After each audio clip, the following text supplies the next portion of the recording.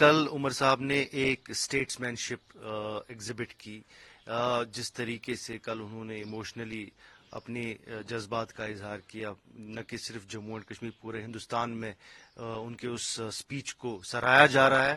اور بہت جو ہے جس طریقے سے عمر صاحب نے بیان کیا کہ اس ٹائم پہ ہم غمزدہ ہیں اور اس ٹائم پہ یہ موقع نہیں ہے اس ٹائم پہ اسٹیٹ ہوڈ ڈیمانڈ کرنے کا، تو یہ ایک بہت ہی خوشائند بات ہوئی. صرف عمر صاحب نے نہیں، پوری جو لیجسلیچر ہے وہاں کے جتنے 90 ایم ایل اے، جتنے بھی ہمارے ایم ایل ایز ہیں، سب نے یونائٹڈ وائس میں اس انسیڈنٹ کو کنڈم کیا، ٹیرر اٹیک کو کنڈم کیا. اور ساتھ ہی ساتھ دو چیزوں کی بات ہوئی وہاں پر کہ کشمیر اور کشمیر کے لوگوں نے اس ٹائم پہ جس طریقے سے اور جو ایموشنلی چارجڈ ہو کے آج سڑکوں پہ آئے اور اس ٹیرر اٹیک کو کنڈم کیا، یہ انپریسیڈنٹڈ ہے.